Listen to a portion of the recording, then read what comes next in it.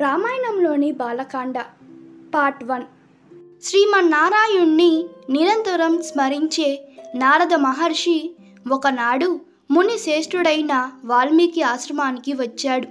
నారదుడు తపస్వి, వక్షస్థుల్లో శ్రేష్ఠుడు. వాల్మీకి జిజ్ఞాసతో నారదుల వారిని అడిగారు, ఓ మహర్షి, అన్ని మంచి గుణాల కలవాడు, ఎలాంటి ఆపదలు చుట్టుముట్టినా తొనకనివాడు, ధర్మం తెలిసినవాడు, ఆశ్రయించిన వారిని ఆదుకునేవాడు, మాట తప్పనివాడు, సకల ప్రాణులకు మేలు చేసేవాడు, వీరుడు, ధీరుడు, అసూయ లేనివాడు, అందమున్నవాడు, ఇలాంటి శుభలక్షణాలు కలవాడు ఎవరైనా ఈ లోకంలో ఉన్నాడా అని ప్రశ్నించాడు.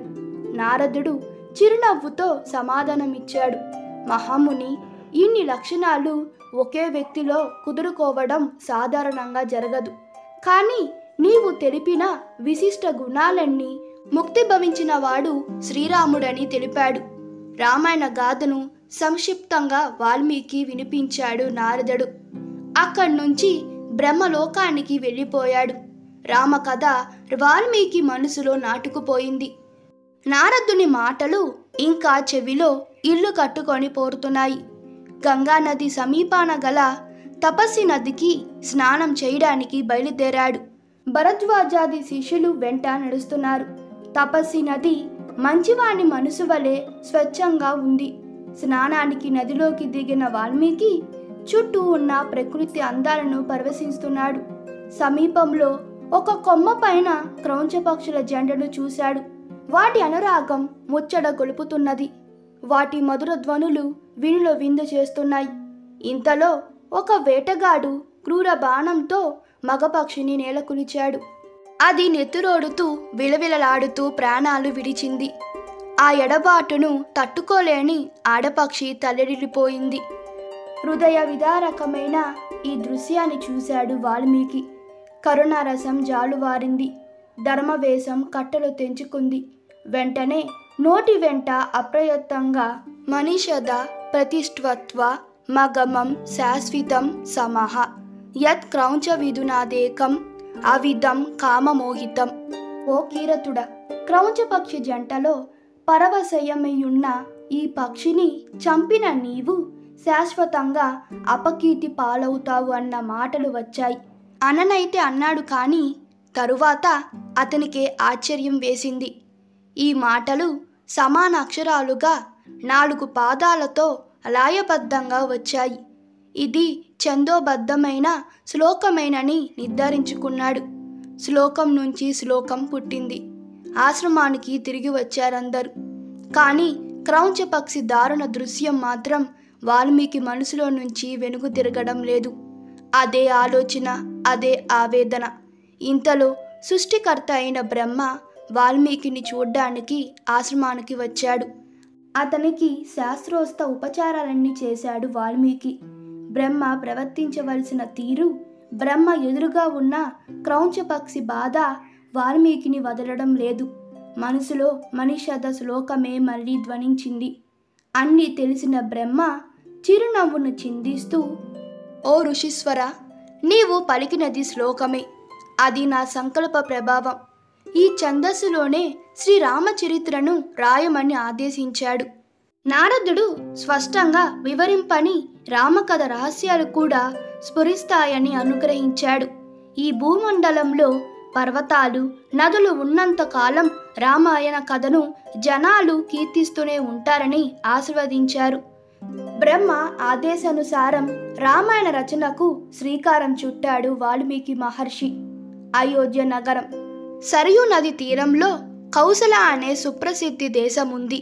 అందులోనిదే అయోధ్య అనే మహానగరం. అయోధ్య అంటే యోధులకు జయించడానికి శక్యం కానిది. మనువు దీన్ని నిర్ణయించాడు.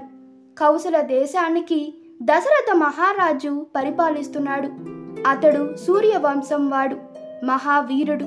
దేవతల పక్షాన రాక్షసులతో ఎన్నో మాలు యుద్ధం చేసినవాడు. ధర్మపారాయణుడు. ప్రజలను కన్నబిడ్డల వలె చూసుకునేవాడు. వశిష్ఠ, వామదేవులు అతని ప్రథమ పురోహితులు. సుమంత్రుడు మొదలగన వాళ్ళు 8 మంది మంత్రులు. ఇతని పాలనలో కౌసల దేశం భోగభాగ్యాలతో విలసిల్లింది. ప్రజలు ధర్మవర్తులై సుఖ సంతోషాలతో ఉన్నారు.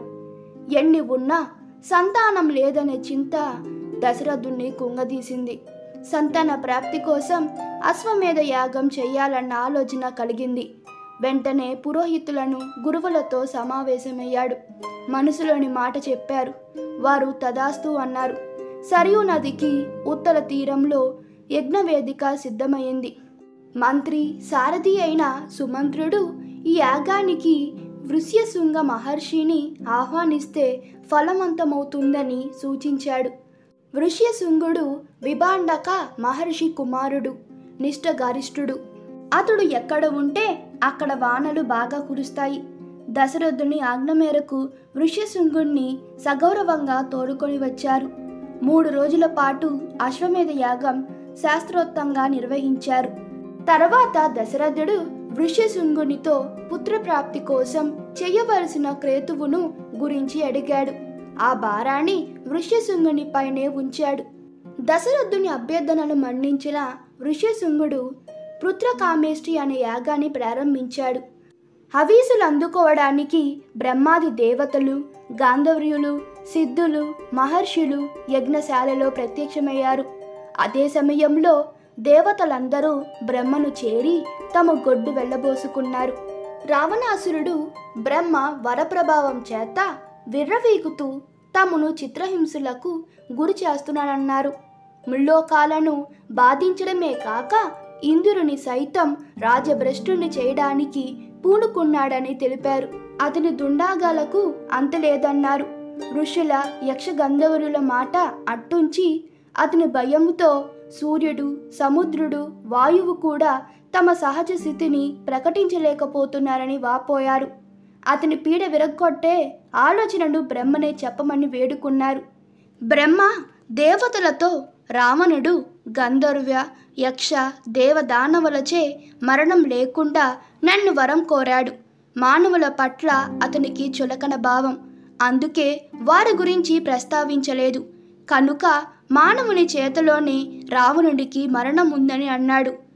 ఇంతలో శ్రీ మహావిష్ణువు శంఖచక్ర గదాధారై వచ్చాడు. దేవతలు ఆ దేవునికి అనేక విధాలుగా సూచించారు. వరగర్వం చేత కనుమిన్ను గనక ప్రవర్తిస్తున్న రావణ్ణి సంహరించడానికి మానవుడిగా అవతరించమని అభ్యర్థించారు. దశరథ మహారాజుకి 3 భార్యలకు 4 రూపాల్లో పుత్రుడు కామని ప్రాధేయపడ్డారు. అభయమిచ్చాడు ఆశ్రిత వత్సలుడు. అందరి పూజలు అందుకొని అంతర్ధానమయ్యాడు. ఈ వీడియో మీకు నచ్చినట్లయితే మీ అభిప్రాయాలు కామెంట్లో తెలపండి. Please like, share and subscribe to my channel. Thank you.